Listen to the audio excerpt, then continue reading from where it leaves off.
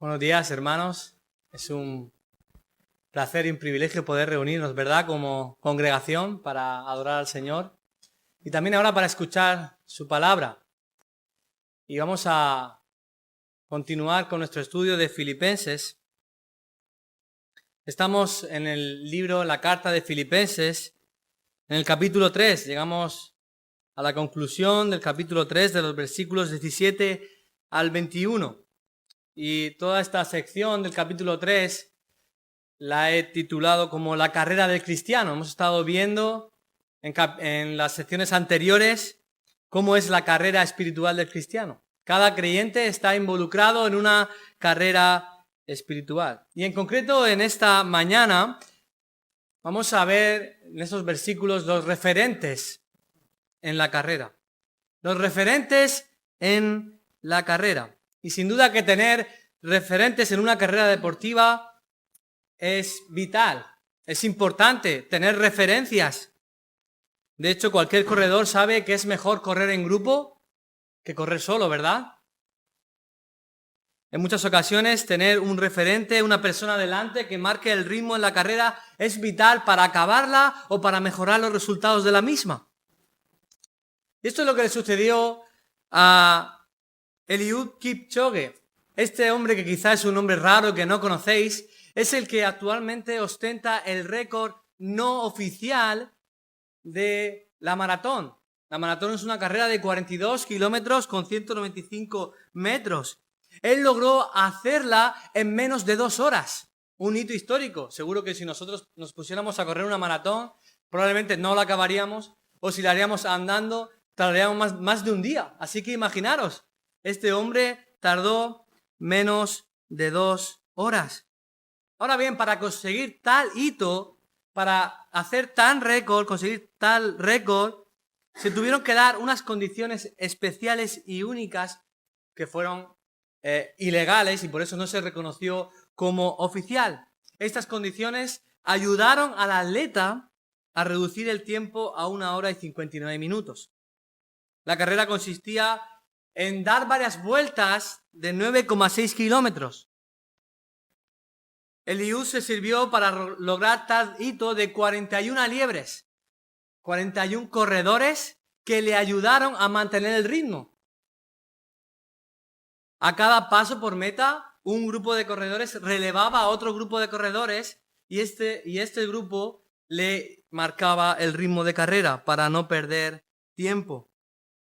Además, Kipchoge contó con la ventaja de que no tenía adversarios que trataban de estorbarle. Nadie trataba de bajar su ritmo o de evitar que ganara, sino que tenía compañeros que le ayudaban. Además, recibió ayuda de la tecnología. Había un coche delante de él que le iba marcando el tiempo que llevaba y que le iba diciendo si tenía que ir más rápido o más lento para alcanzar tal hito. Además, le servía para cortarle del principal adversario, el viento. Todas estas condiciones y ayudas que recibió este corredor le ayudaron a conseguir tal reto histórico en la historia del deporte. Y aunque evidentemente Kipchoge es un atleta profesional y si lo hiciera solo lo haría en 2 horas y pico seguramente, contó con todo a su favor para conseguirlo. Un coche, unos compañeros, la tecnología, todo a su favor. Estas referencias fueron claves para no perder el ritmo y para acabar la carrera. Y de la misma manera, como hemos estudiado en el capítulo 3 de Filipenses, cada creyente nos encontramos en esa carrera espiritual, ¿verdad? Estamos corriendo una carrera. Y es crucial en esta carrera tener referentes, personas que nos ayuden, que nos marquen el ritmo para poder obtener el premio y para que nos protejan de los posibles adversarios, de las inclemencias. Personas que sean de ejemplo para nosotros, que nosotros podamos considerar e imitar para no desanimarnos, que podamos imitar para no ser estorbados en la carrera. La palabra de Dios nos va a mostrar por qué es importante tener referentes en la carrera espiritual. ¿Por qué necesitamos estas personas para imitar su fe? Ahora bien, si te encuentras en esta mañana, quizá todavía no estás corriendo la carrera y piensas, bueno, esto no es para mí. Yo no estoy corriendo la carrera del cristiano. Quizá no estás corriendo la carrera espiritual del cristiano, pero entonces estás corriendo otra carrera que te lleva a otro destino. La Biblia nos habla de que todos aquellos que no están corriendo la carrera espiritual en dirección a la meta que es Jesucristo, que es la vida eterna con Él, están corriendo la carrera que les lleva al infierno, a la condenación. Así que si todavía no estás corriendo esta carrera, todavía estás a tiempo. Jesús ofrece la salvación para que puedas comenzar a correr esta carrera en dirección a la meta correcta. Jesús nos ofrece la vida eterna por medio de Él mismo. Si tú crees en Él, si te arrepientes de tus pecados, si vienes a Él, Él te salvará. Su Espíritu Santo morará en tu vida y tendrás la vida eterna asegurada. Y comenzarás una carrera muy diferente, una carrera espiritual que te llevará a un destino muy diferente del anterior. Es la carrera que nos lleva al cielo. Ahora bien, si tú te encuentras en esa carrera ya, si estás corriendo la carrera espiritual, tienes que entender que es necesario tener referencias que nos marquen el ritmo en la carrera. Y vamos a ver por qué. En concreto, en esta mañana, vamos a ver 2 motivos para tener referentes en la carrera espiritual. 2 motivos para tener referentes en la carrera espiritual. Acompáñame al capítulo 3, versículo 17 en adelante, en Filipenses. Dice así la palabra del Señor. Hermanos, sed imitadores de mí y mirad a los que así se conducen según el ejemplo que tenéis en nosotros.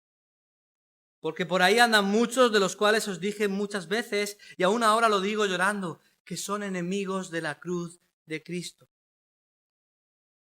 El fin de los cuales será perdición, cuyo Dios es el vientre, cuya gloria es su vergüenza, que solo piensan en lo terrenal.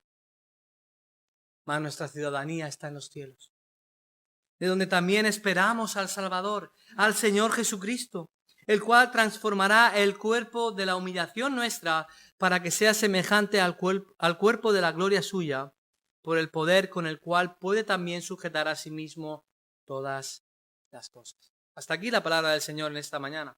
2 motivos para tener referentes en la carrera espiritual. El primer motivo que encontramos de los versículos 17 al 19 es que necesitamos referentes porque nos protege de los adversarios. Porque nos protege de los adversarios. Fijaros lo que acabamos de leer en estos versículos. Primeramente el versículo 17 dice, hermanos, sed imitadores de mí y mirad a los que así se conducen según el ejemplo que tenéis en nosotros. El apóstol Pablo en este primer versículo da 2 órdenes muy concretas. Son 2 frases en imperativo. Son 2 mandatos que se refieren a la misma idea. ¿Cuáles son estos mandatos? El primero es ser imitadores de mí. Esta palabra imitadores denota la idea de un compañero imitador. Otras versiones lo traducen así. Sed todos a una imitadores, imitad unánimes mi comportamiento. La idea es que los creyentes fueran de un mismo sentir, que todos a una fueran a lo mismo. Fijaros lo que dice el versículo justamente anterior, versículo 16, que estudiamos hace 2 semanas. Pero en aquello que hemos llegado, dice el texto, sigamos una misma regla, sintamos una misma cosa. Que todos a una imitaran al apóstol en su forma de pensar. El segundo mandato, ¿cuál es? Dice el versículo 17, mirad a los que así se conducen según el ejemplo que tenéis en nosotros. Y mirad no es tanto simplemente dirigir los ojos hacia una persona, que también en un sentido básico, pero en este contexto se está refiriendo a considerar, poner nuestro pensamiento, nuestra mente, estar alerta, mentalmente activos para examinar, tener en cuenta, buscar estos ejemplos. ¿Qué es lo que debe mirar? Según el texto, a los que así se conducen, según el ejemplo que tenéis en nosotros. a quién se está refiriendo el apóstol Pablo, a los que así se conducen. Es decir, aquellas personas que son de la misma forma que él, que sienten y piensan de la misma manera que piensa él. Se conducen, dice el texto, es decir, caminan, andan, buscan, corren de la misma manera que él está corriendo y conduciéndose en su carrera espiritual. Es decir, primeramente se está refiriendo a él mismo y también a sus colaboradores. ¿Quiénes son sus colaboradores? Bueno, muchas personas, muchos hermanos fieles le ayudaron en la propagación del Evangelio, pero en este contexto específico se puede referir, quizá lo más concreto es a Timoteo y a Epafrodito, que estudiamos en los capítulos 2. Dos siervos abnegados y apasionados por el Evangelio. Estos eran un ejemplo. Además, la iglesia filipense los conocía.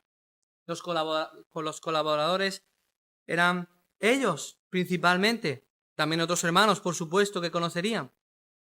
La idea es que puedan imitar al apóstol Pablo, a los colaboradores que tienen esta misma forma de pensar y también a todos aquellos que se conducen así. No porque el apóstol Pablo sea mejor, hay que imitarlo, sino porque él está teniendo una forma de pensar que es como debemos pensar todos los creyentes. De tal manera que cualquiera que tenga esa forma de pensar debe ser imitado. En este contexto quizá también se está refiriendo a los obispos y diáconos que se refiere en el capítulo 1. Esos eran los líderes espirituales que debían ser un ejemplo digno de imitar para los creyentes. Ahora, ¿en qué quiere ser imitado el apóstol Pablo? Pablo no está diciendo que sean clones de él, como si él ya fuera perfecto. Lo leímos en el versículo 12, ¿verdad? Que dice, no que ya sea perfecto, que ya lo haya alcanzado. Pablo no era perfecto, así que no querían que fueran clones como él. Pablo era consciente de que él no era Cristo, no era Jesucristo. Pablo no está diciendo que imiten su vida al completo, tanto sus dones, sus fortalezas y también sus pecados. No está diciendo que sean clones en todo. Pablo no se refiere a que sean imitadores como un fin en sí mismo, como si tuvieran que ser como él. Lo que está diciendo el apóstol Pablo es que lo imiten en la manera en la que él está enfocado en la meta. Fijaros, dice, sed imitadores de mí, en otro pasaje, así como yo lo soy de Cristo. Pablo estaba centrando su vida en ser semejante a Cristo, en imitar a Cristo. Y en esa medida es que los creyentes deben imitar al apóstol Pablo, en buscar de la misma manera ser iguales que Cristo, ser semejantes a Cristo. Fijaros los versículos 12 y 14 que estuvimos estudiando hace 2 semanas. Dice la palabra de Dios. El apóstol Pablo está ya hablando y dice, no que lo haya alcanzado ya, ni que sea perfecto, sino que prosigo por ver si logro así alcanzar aquello para lo cual fui también asido por Cristo Jesús. Hermanos, versículo 13, yo mismo no pretendo haberlo ya alcanzado, pero una cosa hago, olvidando lo que queda atrás y extendiéndome a lo que está delante, prosigo a la meta. ¿Y cuál es la meta? Al premio del supremo llamamiento de Dios en Cristo Jesús. Y esto es lo que quiere que Pablo entienda y que imiten. Que los creyentes deben poner su mirada en la meta. De que deben vivir la carrera espiritual con su mente enfocada en la meta. Y es por eso que también es importante que tengan ejemplos.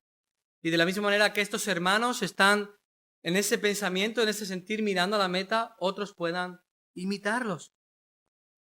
¿Por qué es importante tener estos ejemplos?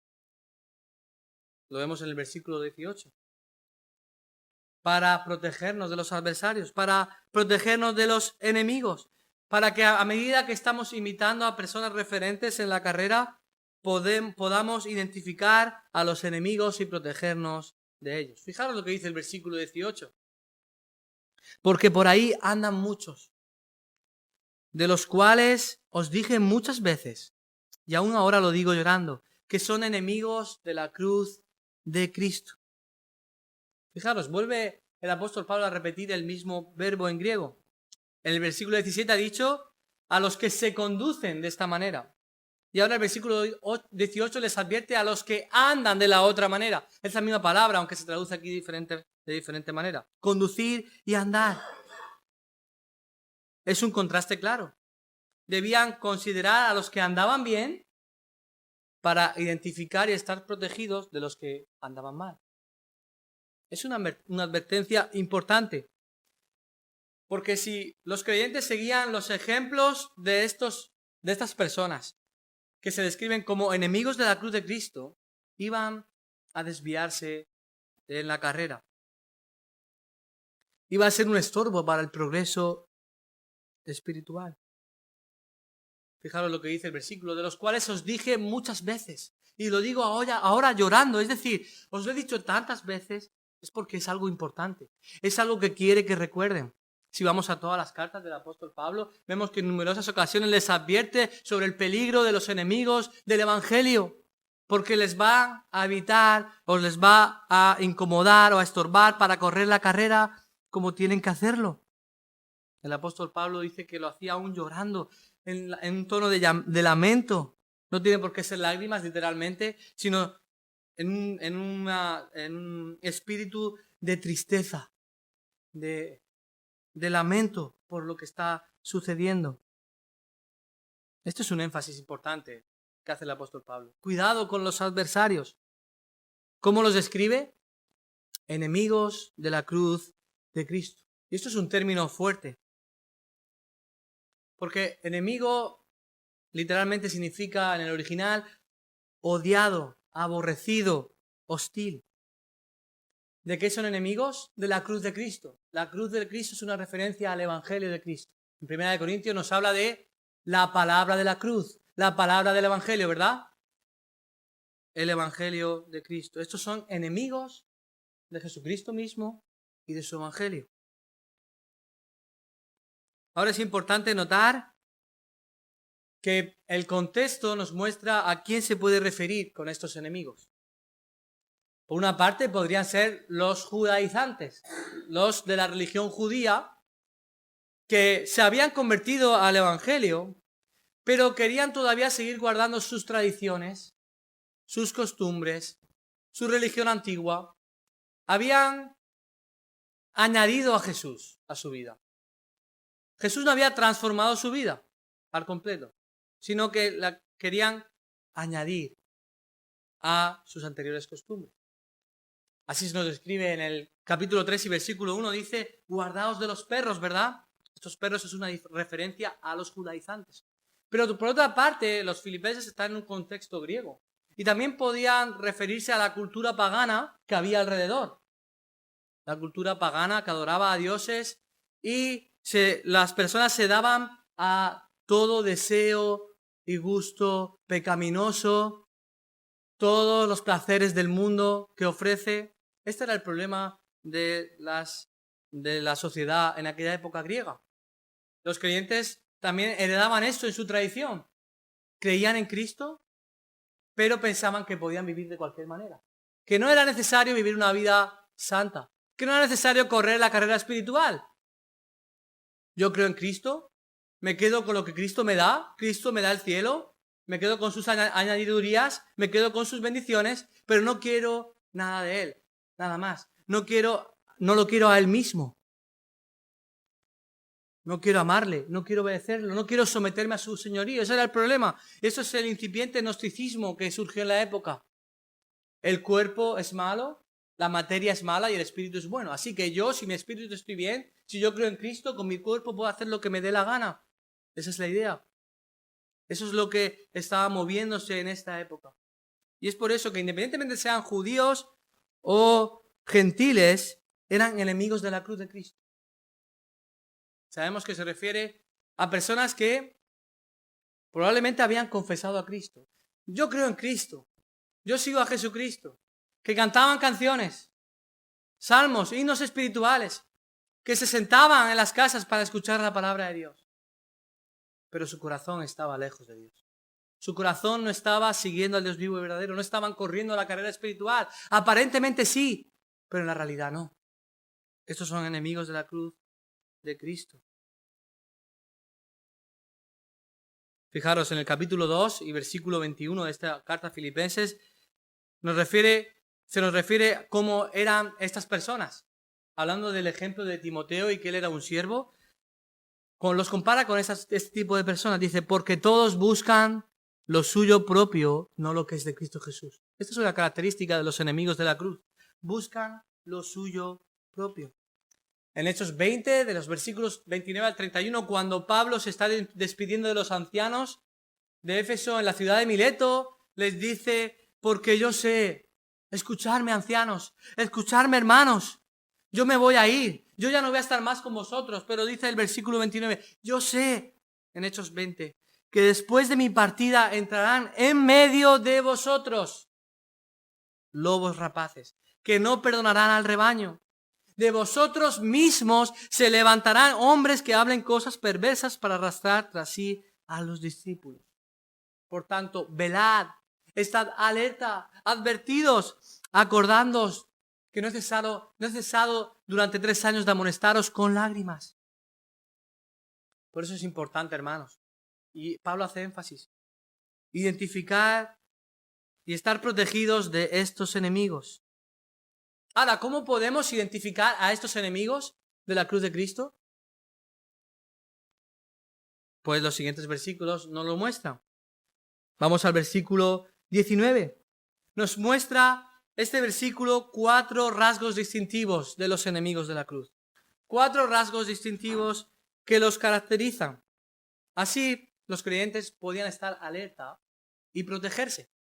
Y de la misma manera nosotros debemos buscar estos rasgos para estar alerta y protegernos. En primer lugar, se nos describe su destino. Dice el versículo 19, el fin de los cuales es perdición. Su fin será perdición. La palabra perdición significa literalmente destruir totalmente. Pero no está queriendo decir en un sentido de extinción, sino de ruina, de destrucción total. Pablo está apuntando hacia la perdición espiritual y eterna, a la condenación al infierno. Ese es el fin de ellos, ese es el destino de los enemigos de la cruz de Cristo. En segundo lugar, su adoración. Fijaros lo que dice el versículo 19. Cuyo Dios es el vientre. ¿Cuál es su adoración?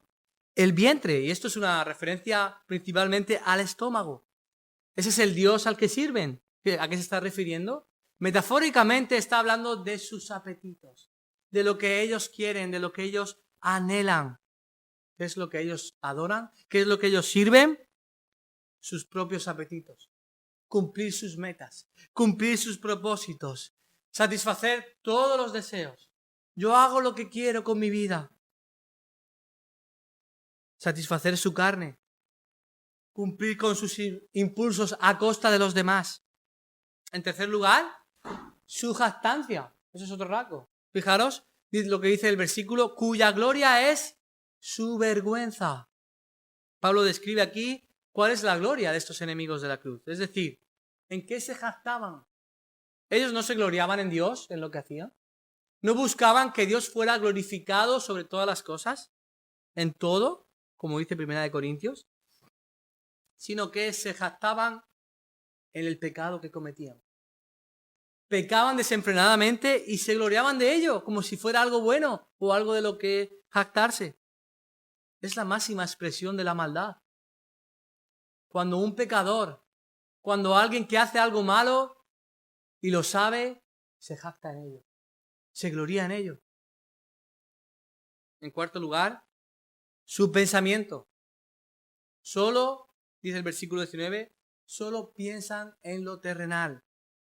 Su pensamiento, su mente, está refiriéndose a sus deseos, a sus intenciones, sus metas y sus propósitos están enfocados en esta tierra.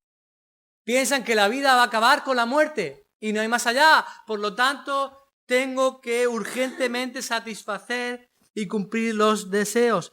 Y por lo tanto, mi mente está totalmente involucrada en ello, en cumplir aquello. Su mirada, su pensamiento no está en la esperanza futura.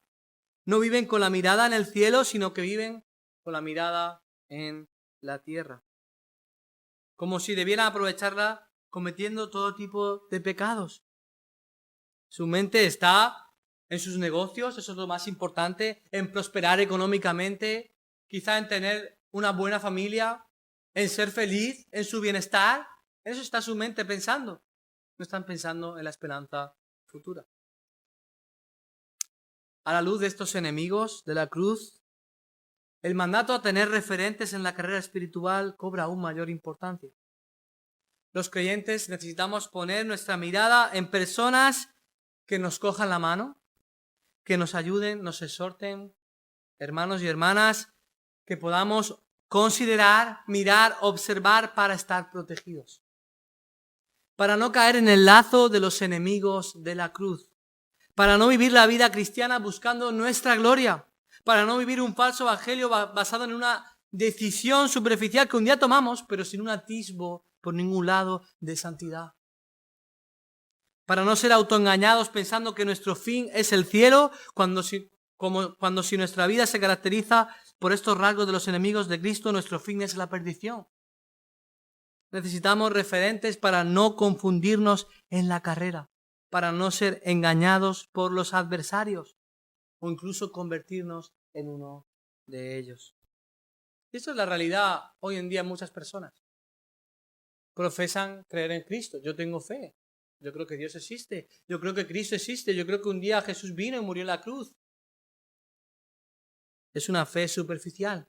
No es una fe salvadora. Utilizan el Evangelio como una píldora para callar sus conciencias. Yo así me encuentro bien porque sé que creo en Jesús y iré al cielo.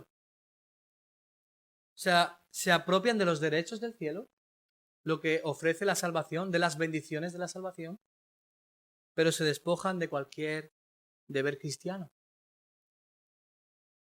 Esta es la enseñanza para nosotros. Debemos correr la carrera espiritual estando alertas sobre este comportamiento, protegidos de este comportamiento. No busquemos nuestra gloria, no busquemos satisfacer nuestras necesidades, no busquemos a Jesús como una píldora para callar nuestra conciencia. Recuerdo cuando era un niño que en los veranos nos gustaba a mi padre y a mí sentarnos en el sofá después de comer para ver la Vuelta Ciclista a España. Cuando la echaban por la 2. Ahora hay que pagar por todo, ¿verdad? Y yo recuerdo que me gustaba mucho cuando al principio de la carrera estaba todo el pelotón junto, agrupado, todos los ciclistas. Yo estaba esperando a que alguno saliera corriendo. Digo, que salga de alguno y se escape de los demás para ganar la carrera. Y a veces sucedía, por diferentes razones, había corredores que se escapaban solos hacia adelante al principio de la carrera. Y yo pensaba que ese corredor iba a ganar, aun cuando faltaban todavía 100 kilómetros para acabar la carrera. Y yo le decía a mi padre, mira papá, ese va a 10 minutos del pelotón, va a 10 minutos del grupo, va a ganar la carrera. Y me decía mi padre, no hijo, no te preocupes, que ese va a ser alcanzado por el grupo. Ese no va a ganar la carrera. Todavía quedan muchos kilómetros y no va a conseguir nada. En mi ingenuidad pensaba que ese corredor podía ganar. Es más, yo quería que ganara. Digo, a ver si aguanta y puede ganar. Toda la carrera estaba expectante en ese corredor. Y ya perdía la ilusión cuando era alcanzado por el grupo. Al final, era alcanzado y no ganaba. ¿Pero por qué sucedía esto?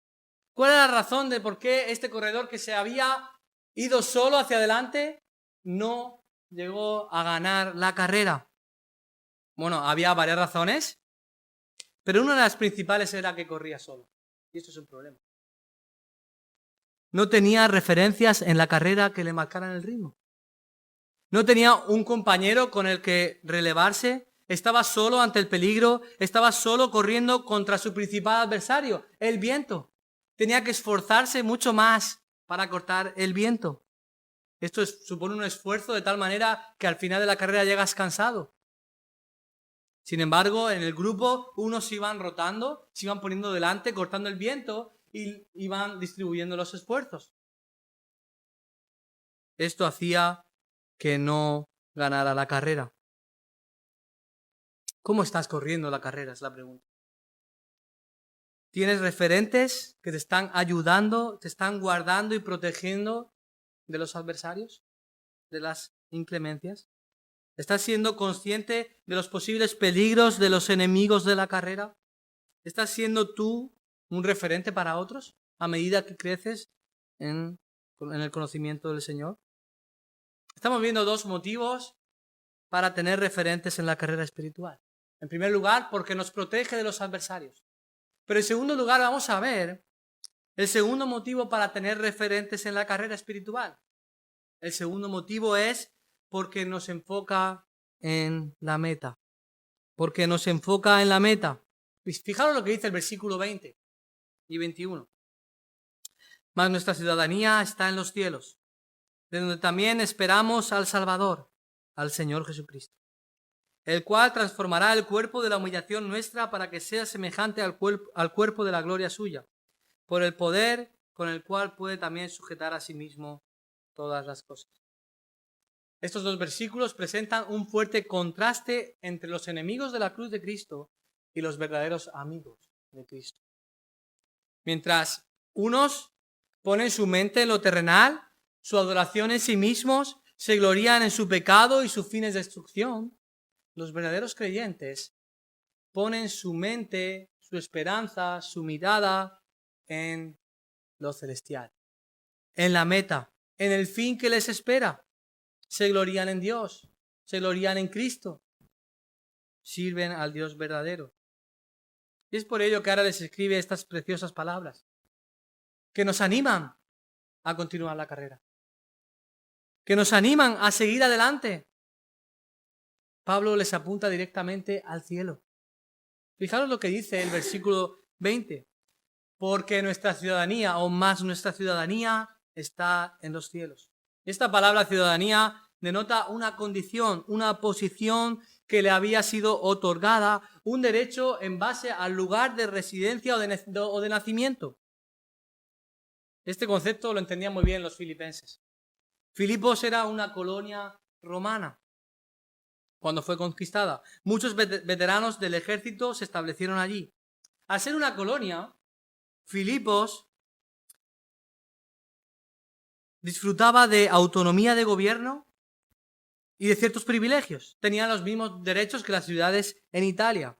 Filipos estaba exenta de algunos impuestos, se regían por las leyes romanas, a sus residentes se les otorgaba la ciudadanía. Poseer la ciudadanía romana era todo un privilegio en la época. Te concedía ciertos derechos que otros no podían tener. Y era algo de lo que jactarse. Yo soy ciudadano romano. De hecho, vemos a Pablo en ciertas ocasiones cómo utiliza esa ciudadanía para poder apelar a César cuando está siendo perseguido. Tiene ciertos privilegios. Los creyentes en Filipos, o varios de ellos seguramente eran romanos, eran ciudadanos romanos, podían jactarse de ciudadanía, tenían ese privilegio. Pablo les está diciendo que la ciudadanía que ellos tienen en el cielo, que lo que a ellos les espera es mucho mejor, muchísimo mejor que la ciudadanía terrenal romana. Se les ha otorgado una posición y unos derechos mejores que cualquier otra nación. Ellos son, en base a la salvación que reciben en Cristo, ciudadanos del cielo. Esa es su verdadera casa. Esta es su verdadera posición. No deben pensar en lo terrenal porque esta no es su ciudadanía. Porque son peregrinos en esta vida temporal. Su nombre está registrado en los cielos, en el censo, en el libro de la vida. Pablo les dice, aunque viváis en este mundo todavía, un día vais a estar en vuestra verdadera casa. Tenéis que vivir como peregrinos, no como ciudadanos de la tierra. Tenéis que vivir con vuestra mirada en vuestra verdadera casa, la ciudad celestial. Mientras vivían en esta tierra, ese debía ser su pensamiento, su énfasis. Debían estar enfocados en el cielo. Y es por ello que el versículo sigue afirmando, de donde también esperamos al Salvador, al Señor Jesucristo. La promesa de su advenimiento se cumplirá así como se cumplió la de su ascensión.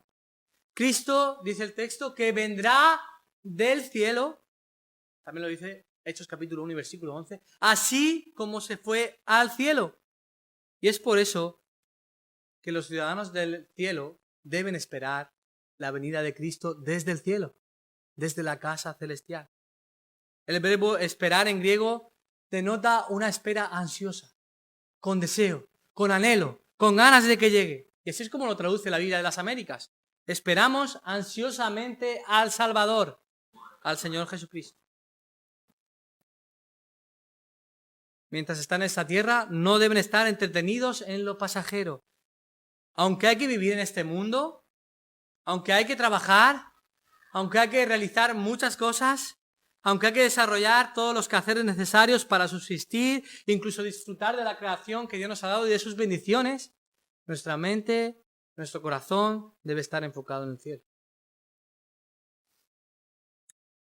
Recuerdo hace 14 años, cuando yo estaba estudiando la carrera universitaria. Yo tuve que estudiar en la facultad, en la Universidad de Murcia, pero en la Facultad de San Javier, a 1 hora aproximadamente de mi casa, en Archena. Y eso supuso que me fuera a vivir allí durante 4 años. Gracias a unos hermanos me cedieron su casa sin pagar nada y estuve muy bien allí, muy a gusto. Pero en el fondo, aunque yo estaba allí, yo no estaba realmente cómodo. Yo estaba deseando que llegara el fin de semana para volver a mi casa. Yo estaba deseando que llegara el sábado y el domingo para volver a mi hogar, a mi cama, a los bocadillos de tortilla con tomate de mi madre, a poder disfrutar en la iglesia con los hermanos, con mis amigos. Ese era mi deseo, sí. Yo no estaba frustrado durante la semana, no estaba ansioso, agobiado, pero aunque tenía que hacer todo lo que convenía y todo lo relacionado con las asignaturas de la carrera, mi mente y mi corazón estaban puestas en volver el fin de semana a mi casa. Hogar, dulce hogar, ¿verdad? ¿Quién está más a gusto que en su hogar? Y esto, hermanos, es la misma sensación con la que debemos vivir. Estamos de paso. Son unos años. Debemos anhelar llegar a nuestro verdadero hogar. Ahora, en este contexto se nos muestra qué es llegar a nuestro hogar. ¿Qué es llegar a la ciudad celestial? ¿Cuándo sucederá esto? ¿Cuándo? Cuando venga el Señor Jesucristo. Y ahora nos va a hablar de lo que se conoce en teología como la glorificación. El momento de la glorificación. La consumación de la salvación. Romanos 8. A los que predestinó, llamó, a los que llamó, salvó, justificó y, por último, glorificó. Es la consumación de la salvación. Ahora, ¿en qué consistirá esta glorificación de la que nos habla la palabra de Dios? Fijaros en el versículo 21. ¿Qué es lo que hará Jesucristo cuando venga? Transformará el cuerpo de la humillación nuestra para que sea semejante al cuerpo de la gloria suya. Lo primero que hará será una transformación de nuestro cuerpo. Literalmente, cambiará de apariencia. Será una transformación física real. No se trata de una transformación simplemente del espíritu, del alma, o un cambio simplemente de las motivaciones, sino que es una transformación corporal. ¿Qué será transformado de nuestro cuerpo? El texto nos dice que su estado de humillación, nuestro cuerpo de humillación, eso es una referencia a nuestro cuerpo de pecado. Es decir, todas las afectaciones, todas las limitaciones que heredamos desde la caída de Adán. El cansancio, la vejez, envejecer, la enfermedad, todas las limitaciones que tenemos ahora en esta vida terrenal serán cambiadas, serán quitadas. ¿Cómo será el cambio? ¿A qué será transformado? Nos lo dice el versículo 21. Para que sea semejante al cuerpo de la gloria suya. Será igual al cuerpo de su gloria. En otras palabras, el cuerpo de su gloria es el cuerpo de Cristo cuando resucitó. ¿Cristo tenía un cuerpo real? Sí, ¿verdad? Se apareció a varios, se apareció a Tomás y dijo, toca aquí, mira mis heridas. Es un cuerpo real. Es similar al cuerpo resucitado de Cristo. Ahora, para poder entender bien esto, debemos acudir a 1 Corintios 15. Así que acompáñame un momento. Vamos a 1 Corintios 15, de los versículos 42 al 44. ¿Qué dice allí la palabra de Dios? 1 Corintios 15, 42.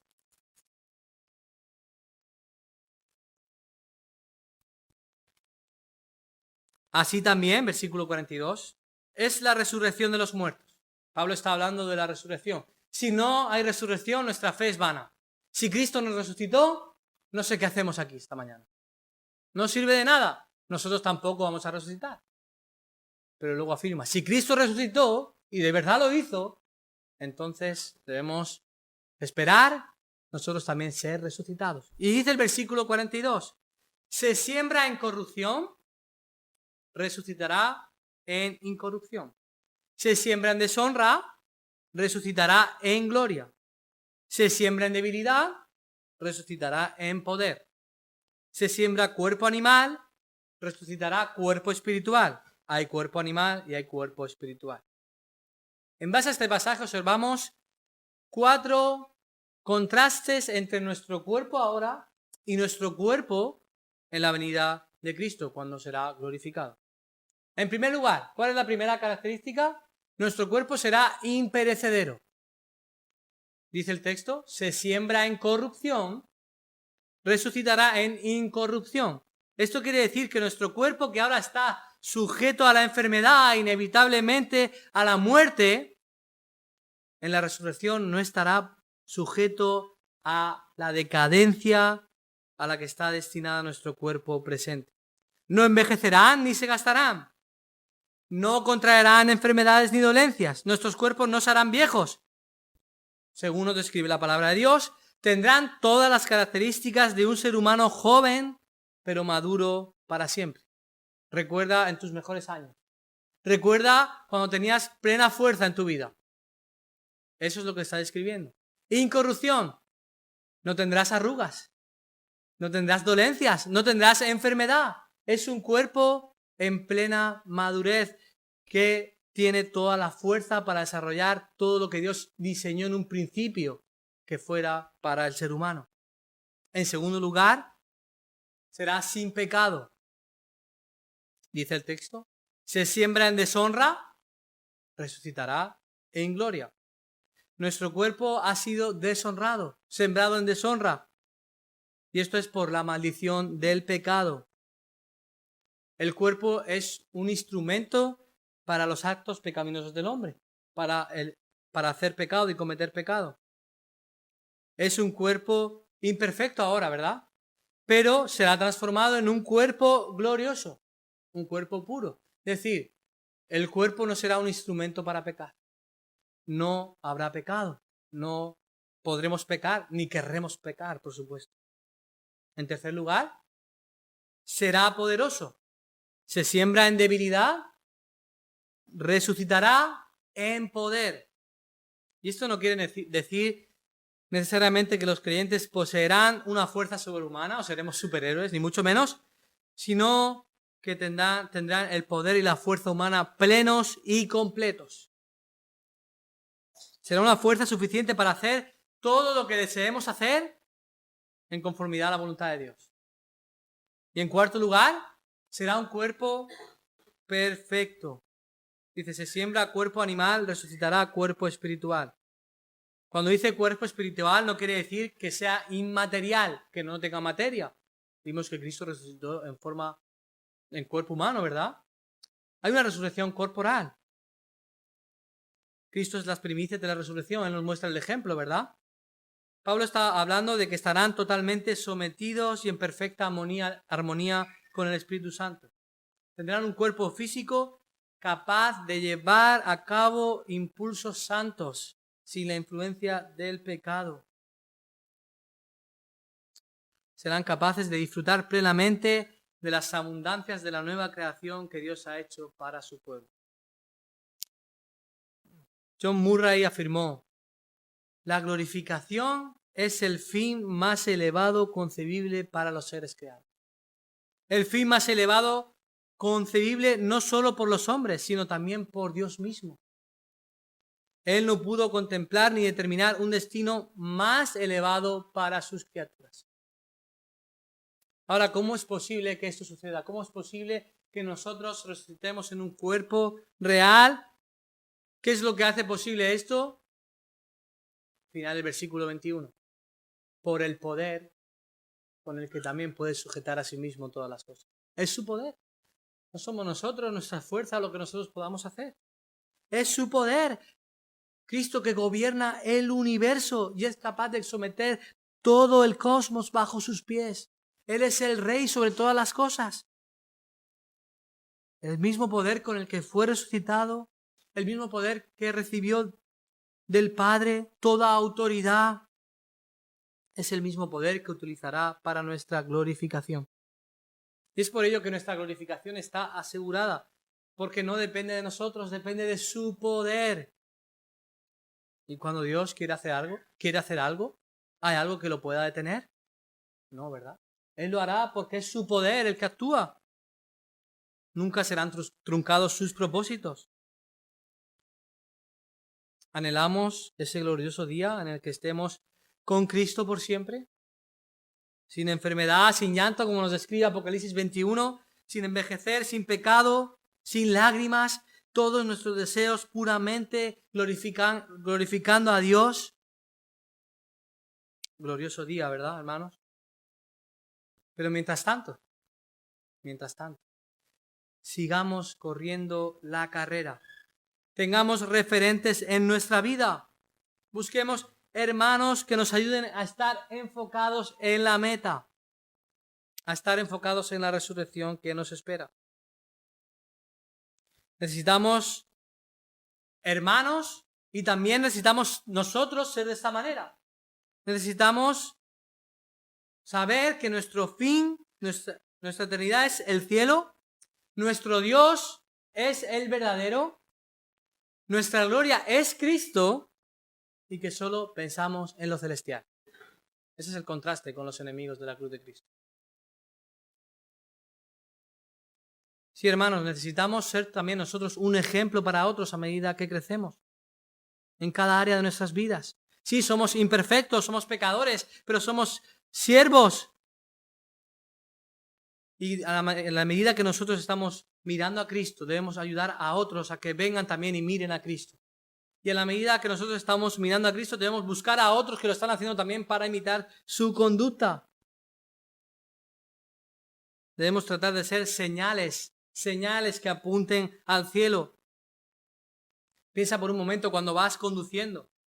No sé si todos aquí tenéis el carnet, o que la gran mayoría, y vas observando las señales de tráfico. Al menos espero que las observes, que no vayas despistado. Hay una señal que vemos a menudo, es un círculo azul, ¿verdad? Con una señal blanca, una flecha. ¿Verdad? Es una flecha blanca, no sé si está aquí la puerta, ¿verdad? Esta señal está ahí y así como otras señales está para que la consideres, para que la mires, para que no pases de ella despistado y vayas a tu bola por la carretera. Para conducir bien debes mirar las señales. En concreto, esta señal te indica el camino que debes seguir, ¿verdad? Te dice que al ser un círculo que es obligado, ¿verdad?, seguir esa dirección. Al ser un círculo azul. Te señala para que no te equivoques. O desobedecer esta señal te lleva por el camino incorrecto. Y puedes tener un accidente, ¿verdad? Incluso un accidente grave si vas a entrar en una autovía en la que una pone un prohibido y en la otra pone una señal azul. Como te metas por el prohibido, entras en dirección contraria a la autovía. Es importante seguir obligatoriamente las indicaciones que te marca la flecha blanca en un círculo azul. Ahora, la señal no es el lugar en sí mismo, ¿verdad? No es el destino. La señal lo único que hace es indicarte dónde tienes que ir, indicarte dónde está el camino.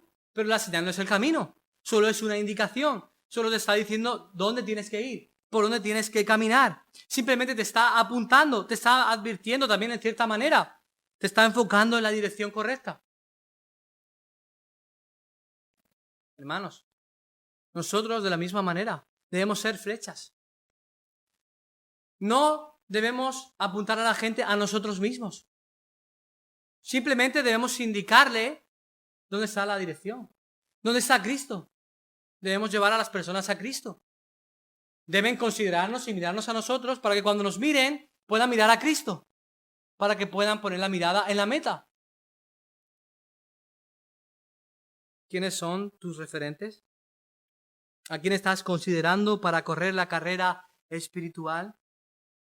¿Estás buscando la semejanza de Cristo? ¿Eres tú una señal que está apuntando a otros en la dirección adecuada? Vamos a orar.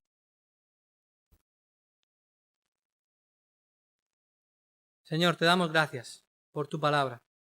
Gracias por la maravillosa esperanza de la ciudadanía celestial.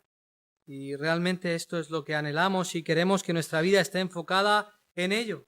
Que no haya nada en esta tierra que nos distraiga. Aunque tengamos que hacer muchas cosas para subsistir, tengamos que trabajar, cumplir ciertas responsabilidades que tú nos has demandado, disfrutar de tus bendiciones. Pero Padre, Señor, que nuestra mente, nuestro corazón esté enfocado en el cielo. Señor, esperamos tu venida ansiosamente. Es una promesa que tú has hecho. Tú cumpliste tus promesas en el antiguo pacto. Tú cumpliste tus promesas en el nuevo. Y vas a cumplir las que todavía están sin cumplirse. Y es por ello que sabemos que vas a volver. Y en esa esperanza descansamos. Y queremos vivir la vida sabiendo cuál es nuestra patria. Al hogar real que queremos ir. Señor, ayúdanos a, mientras tanto, estar protegidos de los enemigos y no caer en el error y quizás ser nosotros enemigos tuyos. No, Señor, que busquemos tu gloria, que busquemos el cielo, que busquemos jactarnos en ti y no en nosotros mismos, que pensemos en lo celestial, Padre. Ayúdanos a poner nuestra mirada en esta mañana en Cristo y que seamos señales que apunten al único poderoso para salvar y el único poderoso para transformar nuestros cuerpos y para darnos vida eterna por siempre contigo. En el nombre de Jesús. Amén.